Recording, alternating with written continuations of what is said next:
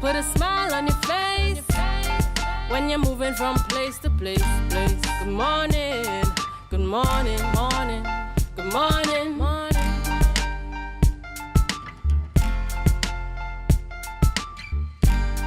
Good morning, viewers, and welcome back to the Tobago Updates morning show. We're just at about 7:25 a.m. this morning. And coming up in this segment, we should have online with us, and we're looking forward to George Leacock in his capacity as chairman of the THA Task Force for Tobago 2023, as we speak to updates on the Commonwealth Youth Games 2023.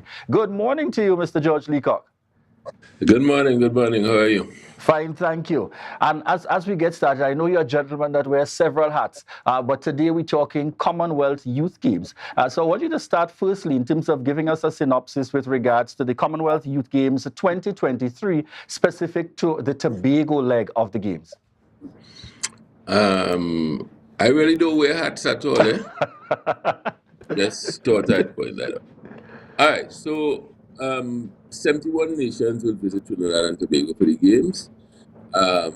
We expect 5,000 people to be involved, more than 1,000 athletes. They are between 14 and 18 years old participating in the Games. There are 5 village hotels, 6 days of sports, 7 disciplines, 8 different venues.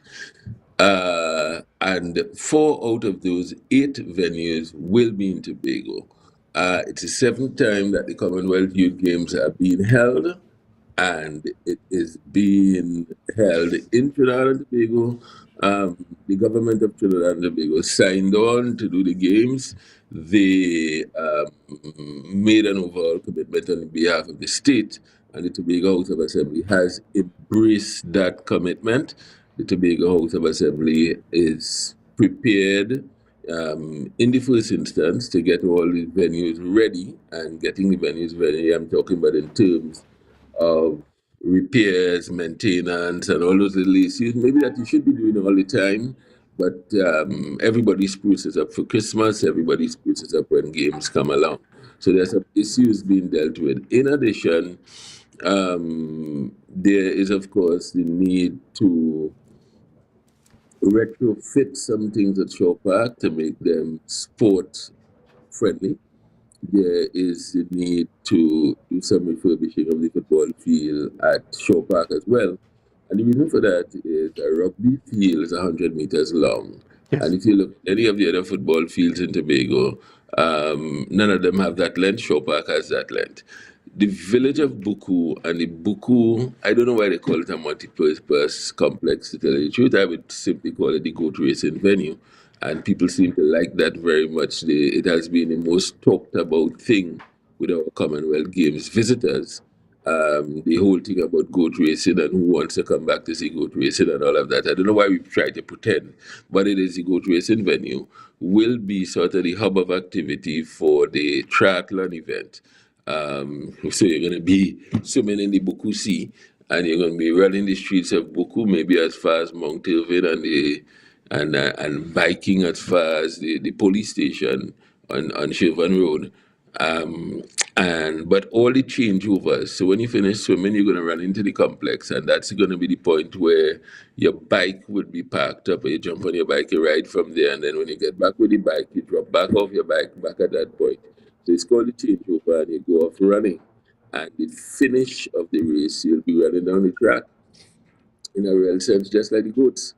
All right. So I know you noted triathlon that takes place in Buku and the entire run. Tell us about the other disciplines that will happen here on the island, and so remind us again, when is this targeted for? The fourth facility is the Black Rock Multipurpose Complex. And at that facility, which is being developed by the Tobago House of Assembly, there would be 2 volleyball courts and a practice volleyball court where games will be held in beach volleyball. Let me say something a little overall about the games, right? The games are intended to improve the sporting disciplines that we do have taking place in Tobago, improve how those disciplines are presented and that kind of stuff. So So in the first place, we kind of get the party elements of all these games. Fast Five netball will be played at the Shaw Park Complex, and Fast Five netball, very quick game, different to the regular netball. There are additional markings on the court for 2 point shots and 3 point shots that come into play in the last few moments of the game and all that kind of stuff. And it's very exciting. So, unlike where you'd have like a netball game scheduled for tonight and one scheduled for tomorrow night. In fact, when the teams come to the venue, they could be playing more than one game in a day. In fact, they will be playing more than one game in a day. Similarly with rugby, it's 7-a-side rugby. While it's played on the full-size field, it's 7 minutes a half, and again, it's going to go by very quickly. Triathlon, it's a super sprint triathlon. And super sprint means that it is half of a half triathlon. The top athletes, we are told, should be in and out of the water in an hour thereabouts, maybe just a little bit more than that. And when you get to the volleyball, again, as opposed to conventional volleyball, it's two-a-side beach volleyball that would be played on the sand in Black Rock. So it is intended to be exciting, it is intended to excite, and hopefully, post games, we see a lot of activity in these sporting disciplines to continue in Tobago. All right. Mr. Leacock, very quickly, tell us as well, we are told that there would have been a call for volunteers because, of course, a game of this magnitude, it's probably not ever possible whether the organizing committee or the THA to be able to pay everyone for their services. And we're told that as is common in these games, there's a call for volunteers. Tell us about the new deadline and the areas that you're looking for that support from in relation to volunteers. Well, I don't want to talk about a specific deadline. I tell you what, there are a number of capacities in which people could volunteer. But if you are going to volunteer in any capacity that requires you to be in direct contact with athletes in the games, I'd want to suggest that you have to be registered before the end of the month. Because these are it's something that we need to get used to in Trinidad and Tobago because it's a new normal for junior games around the world. And that's the principle of safeguarding. And essentially, safeguarding is intended to ensure that no athlete is placed in any situation where they are under any kind of pressure from any adult or anybody else. And no, we are talking around it. Sexual harassment of athletes or anything of this sort would not be tolerated. And the principle is that you're going to be dealt with by the state so that there is training that must take place for all individuals. It includes the staff at the hotels where individuals would stay. It includes all of the persons who will interact directly with athletes. So in order to get your safeguarding training done, right, you must be registered. After that, people will break out into different areas. Who is going to be in charge of hospitality? Who is going to be in charge of, or who is going to be working in areas like hospitality, ushers, media liaison officers, and all that kind of stuff. The training for that is ongoing and will probably continue right up to just before the games. But to get your safeguarding training done, this is the time to get registered. Mr. Leacock, as we look at your closing comments, contact information, persons who are interested in volunteering, just as you mentioned there, who can they reach out to or which organization to be able to do the necessary follow-up?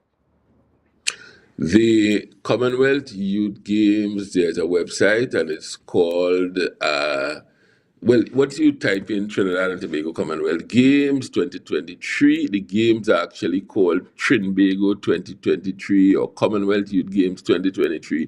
That would put you in the direction of eventually on that website, you will find the registration space. More than that, the secretariat is now open at Shaw Park, and persons can come to the secretariat in particular on Saturday mornings, but really most days of the week is how I want to put it, because sometimes there are a lot of meetings going on for team leads in the various sectors and that kind of stuff.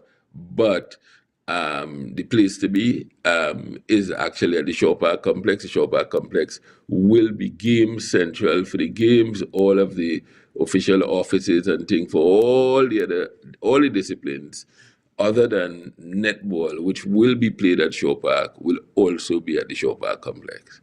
Right, excellent. Thank you very much there, Mr. George Leacock, giving us some insights in relation to the upcoming Commonwealth Youth Games 2023. And George Leacock currently functioning as the chairman of the THA Task Force as we speak Tobago 2023. Yes, folks, an excellent opportunity for us here in Trinidad and Tobago, and more specifically, ensuring that some of the games are and will certainly be taking place here in Tobago in collaboration with the Tobago House of Assembly. So we look forward to further updates as we get closer and as the weeks go by in preparation and anticipation of the hosting of the Commonwealth Youth Games 2023 in Trinidad and Tobago. All right, viewers, coming up in our next segment, we have Mr. Kelton Thomas, owner and founder of a KT Bodybuilding Foundation, and we certainly look forward to welcoming him on set as we speak Tobago's Strongest Man competition. All right, viewers, we want to thank you so much for the continued love and support and for choosing the Tobago Updates morning show. And this is your reminder that you have the opportunity now to share the live, share the live, share the live.